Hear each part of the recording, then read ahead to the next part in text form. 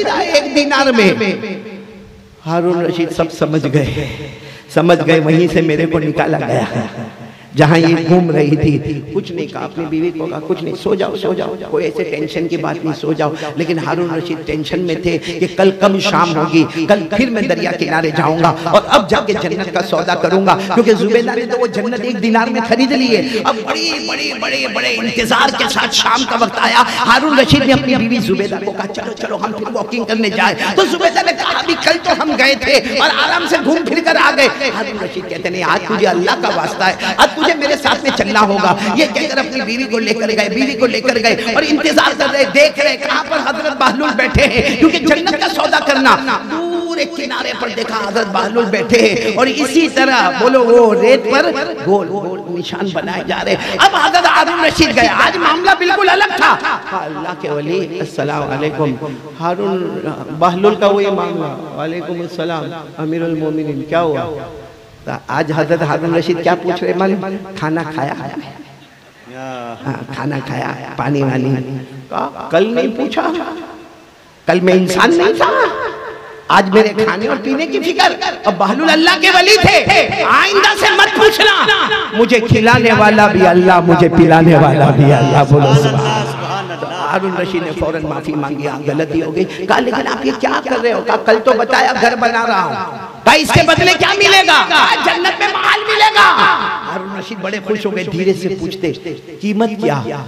कहा आपकी पूरी हुकूमत,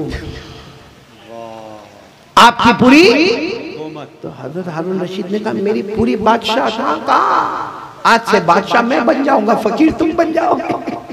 बहलूल ने कहा बादशाह मैं बन जाऊंगा, फकीर तुम बन जाओगे, और ये भी मैंने सस्ता भाव रखा है, आपकी हुकूमत मत, वरना आपकी हुकूमत से भी वो जन्नत का महल खरीदा।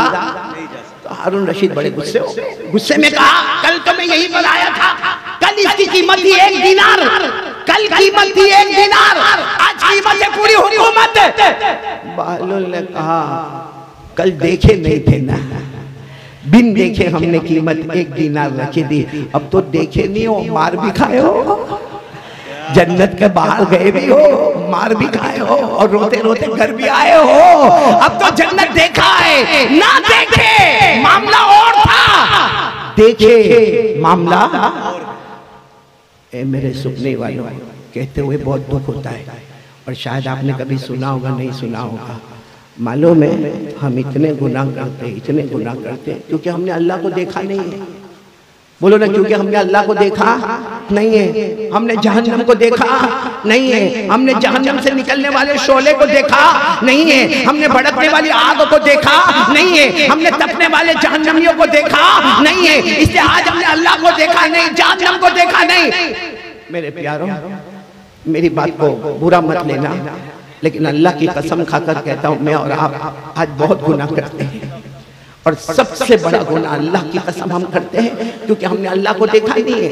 आज हमको पुलिस से डर लगता है, आज हमको इंस्पेक्टर से डर लगता है, आज हमको कमिश्नर से डर लगता है, आज हमको मिनिस्टर से डर लगता है, आज हमको प्राइम मिनिस्टर से डर लगता है, क्योंकि हमारी आंखों के सामने है ना। इसलिए दुनिया वाला बड़े ओहदे पर आता है तो हमको डराता है।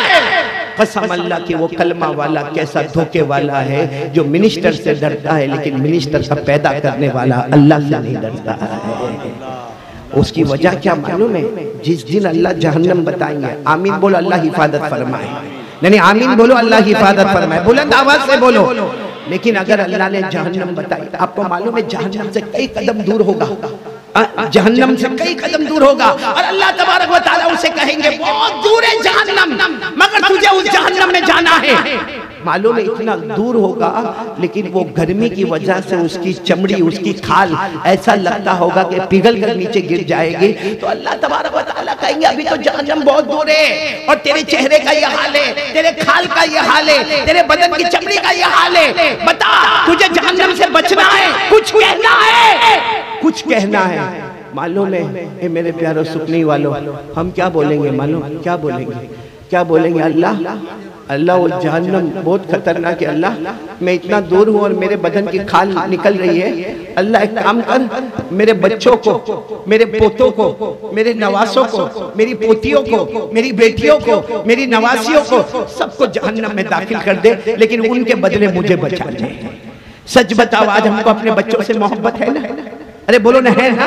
अपने छोटे छोटे पोते से दादा बहुत मोहब्बत करते हैं, पोतियों से बहुत मोहब्बत करते हैं, नाना अपनी नवासी से बहुत मोहब्बत करता है, नाना अपने नवासे से बहुत मोहब्बत करता है, लेकिन यही नाना, यही दादा, यही बाप अगर गुनहगार है, कल अल्लाह को कहेगा अल्लाह जहन्नम में सबको डाल दे, मेरे बेटे, मेरे पोते, मेरी पोतियां, मेरी बेटियां, मेरे नवासे, नवासियां, सबको डाल दे, लेकिन अल्लाह मुझे बचा ले। उस वक्त अल्लाह क्या कहेंगे? और कुछ कहना है?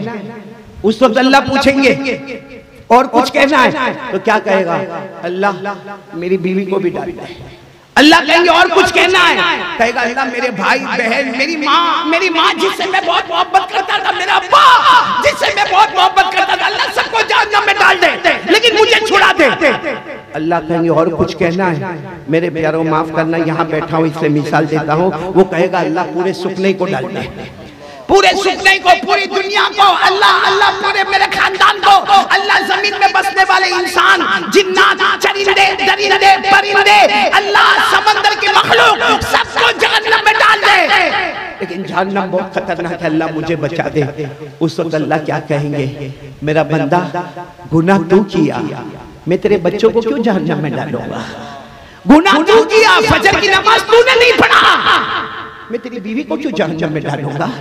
अल्लाह कहेंगे मोबाइल पर ज़िना तूने किया, मोबाइल पर चोरी तूने किया, मोबाइल पर रियाज का कारोबार तूने किया, मोबाइल पर झूठ बोला, मोबाइल पर ब्लैकमेल तूने किया, मोबाइल पर गीबत तूने किया, मोबाइल पर चुगली तूने किया, मोबाइल की वजह से तूने तेरी बीवी के ऊपर हाथ उठाया, मोबाइल की वजह से तूने तेरी माँ और तेरे बाप का ख्याल नहीं किया, तो मैं उनको क्यों जहन्नम में डालूंगा? तुझे नहीं डालूंगा। मेरे प्यारों, आखिर में फरिश्ते आएंगे, अभी तो जहन्नम के करीब जाएगा, उससे पहले कई मर्तबा उसकी खाल पिघल कर गिरेगी, फिर खाल लगेगी, फिर पिघल कर गिरेगी, और अल्लाह कहेंगे ये होता रहेगा जब तक मेरा फैसला नहीं आएगा।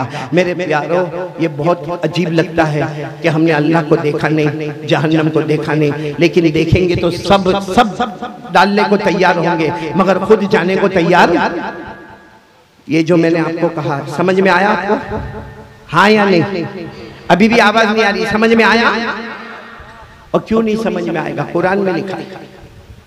मैं अपने घर की बात बोला होता तो शायद मैं कहता मैं वापस ले लेता हूँ मेरी बात को, क्योंकि कोई भी नाना अपनी नवासी को जहन्नम में दाखिल करके खुद बचना नहीं चाहता होगा, कोई दादा अपनी पोती को जहन्नम में डालना नहीं चाहता होगा, लेकिन कुरान ने लिखा है और ये होके रहेगा।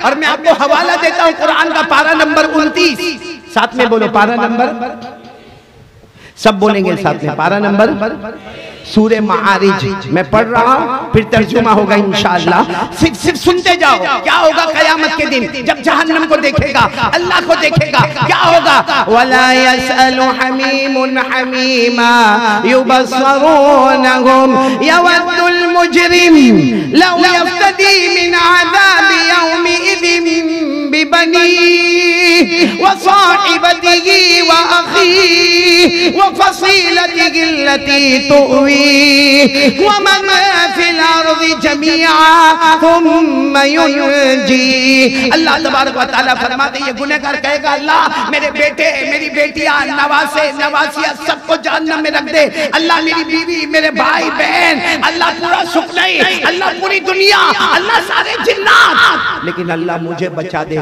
उस वक्त अल्लाह क्या जवाब देंगे? कल्ला इन्नहा लज़ा नज़्ज़ातल लिश्शवा तदउ मन अदबरा व तवल्ला व जमअ फअवा। अल्लाह कहेंगे नहीं, यहाँ इंसाफ होगा, गुनहगार खुद अपने आप को जहन्नम में दाखिल करेगा। इसलिए मेरे प्यारों, आज मैं सबसे पहली बात आज़मत मुस्तफ़ा के कॉन्फ्रेंस में ये कहने के लिए आया हूँ, हम सब अपने ईमान को बचाएंगे, बोले इंशाअल्लाह। कौन कौन तैयार है? हम एक अभी नहीं, अभी हाथ नीचे रखे, मैं आपको बताऊँ कौन कौन तैयार है। हमने अपने बच्चों को धोखा दिया, हमने अपनी बीवी को धोखा दिया, हमने अपनी अम्मा और अब्बा को धोखा दिया। कितनी मर्तबा हम बीवी के सामने झूठ बोले, कितनी मर्तबा अम्मा अब्बा के सामने झूठ बोले, कितनी मर्तबा हमने अपने बच्चों को इधर से उधर की बात घुमा दी। अरे मेरे प्यारों, हम वो कबीले हैं जिन्होंने मदीने वाले मोहम्मद मुस्तफ़ा को भी धोखा दिया और हमने अल्लाह को भी धोखा दिया। आज ये आज़मत मुस्तफ़ा की कॉन्फ्रेंस में आपके सामने हाथ उठाकर भीख मांगता हूँ मेरे प्यारों, ये वाकई